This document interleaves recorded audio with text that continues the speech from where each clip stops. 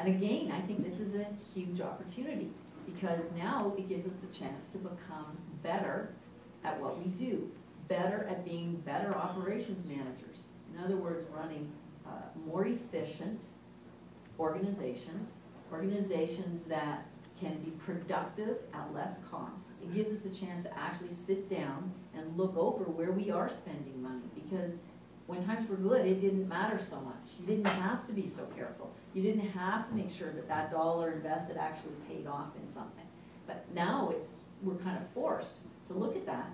And we also, some of us, may experience a little bit of downtime until we sort of redefine our business, retool things, and get back in there, grabbing our niche of the market. Well, in that little bit of downtime, we can be using it to develop our infrastructure. So often in small and micro business, infrastructure gets neglected. Just like in our city, infrastructure has been neglected at times in some areas, not in other areas. In terms of communications, if we hadn't had all of the digital infrastructure, if somebody hadn't had that foresight to put that in, we wouldn't be in the place where we are today of some of the capabilities that we have here. That was like an incredibly important investment in infrastructure. So within our companies, what can we do to invest in infrastructure? Maybe it's just taking the time to have a really good database of our customers that we didn't need before because they were always coming to us. Now we've got to go out and mine that database. We don't have it. Well, now we can start to build it then. Now we realize that it's important. Or, looking at all different aspects of the smooth operation, developing systems within our company so that things are not just happening by chance, but that they're happening because that's our purpose. And we've developed the systems to allow that to happen and to give us feedback when they're not happening. It's a complicated area, systems development, but it's a very powerful way for a business to put itself in a position to take advantage of shifts in the economy and to grow when the economy permits it, and then to downsize when that becomes also necessary. If you have good systems and you have a well-developed infrastructure in your business, you can move with those kinds of changes. So that's another area where this becomes an opportunity for us to do that. Then we look at the area of growth. We say growth, we're tough times. What are we talking about growth? We can't grow right now. Well, that is in itself also a growth challenge. It's not that we can't grow. It's just that now we have to grow differently. When times are really good and things are easy and it's easy to make money, we just grow like a balloon. We just get bigger and bigger and bigger and bigger at what we do. Okay, that's sort of a no-brainer. Well, I mean, there are challenges with that as well, and sometimes financing and so on. But you just become bigger at the thing you're already doing. Now, when the economy is difficult, our opportunity is to become actually far more sophisticated in our ability to grow. We're not just going to swell up. We need to grow now by diversifying. We need to grow now by investigating other different little niche markets. Some may be here, some may be elsewhere in the world. So we actually take our company, instead of just becoming one bigger thing through growth, we start to spread it out. We look at different kinds of solutions we can offer. Many of us start with one main product or service that we offer as a solution to people's problems. Well, once we're solving those problems, we're actually in a position probably to know about other problems our customers have and perhaps even to offer solutions to those problems. That's one strategy for starting to diversify, to see other things that we can do. If we've taken the time and embraced the opportunity to develop our infrastructure, again, we may be in a position to offer other kinds of things to the community because we have that infrastructure there. Maybe things that are completely unrelated to our current products or services, but we just have this capacity now to do these other things. These are the kinds of ways your mind needs to think when you're looking at diversity and diversifying to grow in this kind of economic climate. So again, an opportunity to actually become something better than we were before. Human resources. Well, this is actually the easy one because Human resources, I think, are far more challenging in good times than they are in tough times. In good times, that was the biggest problem of all the entrepreneurs that I worked with. Human resources, they could not find the people that they needed. We had a shortage of so many kinds of workers in Sudbury over the last few years.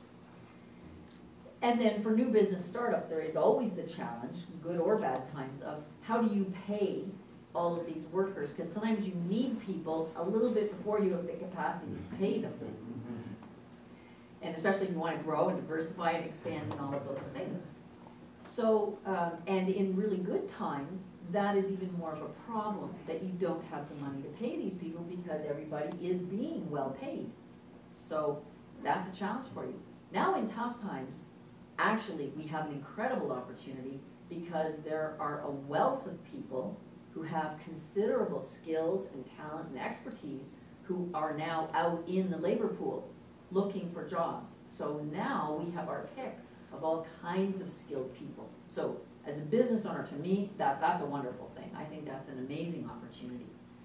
As well, as someone who perhaps cannot always afford to pay someone for a full-time job, there are many people, while they are waiting for the economy to pick up or while they are looking for another opportunity, who may be willing to work on a part-time basis.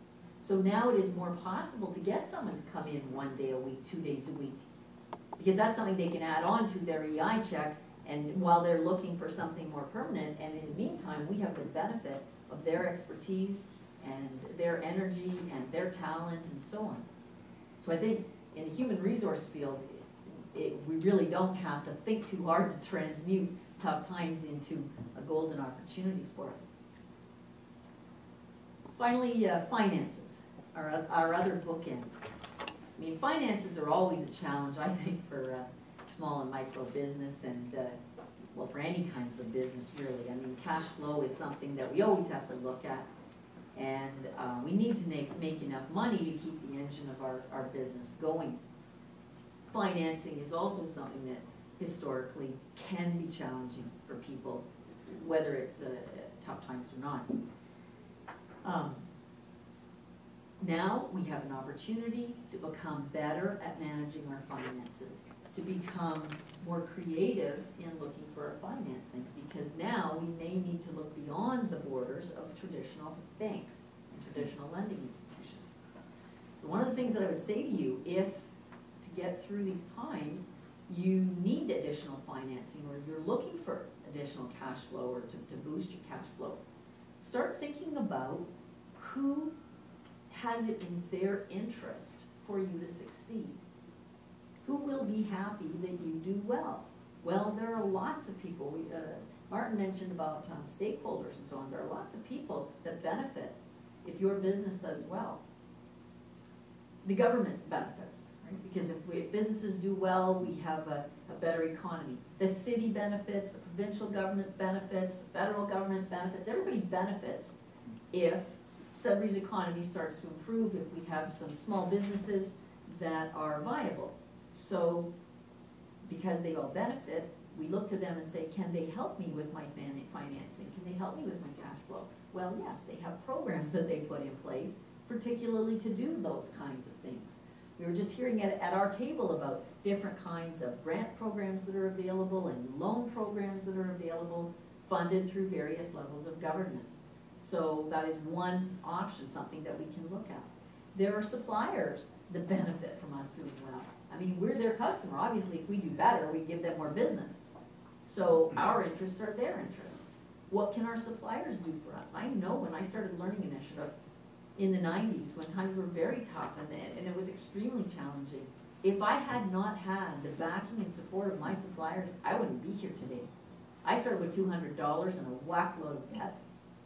And if I hadn't had landlords that were suppliers that worked with me, if I hadn't had office and furniture supply store was Muirheads and the Querneys that stood behind me and helped me while I got going, if I hadn't had a whole host of people that were doing things for me, consultants and teachers and so on, who, when I sometimes couldn't make ends meet in a given month, were willing to wait 10 days, 15 days, 30 days, to help make sure that we survived back when we didn't have a line of credit, and we didn't have, you know, a big bank account. Well, I still don't have a big bank account. Now I have more supporters, so I can do it a little better. So they're also in your court, and you can use that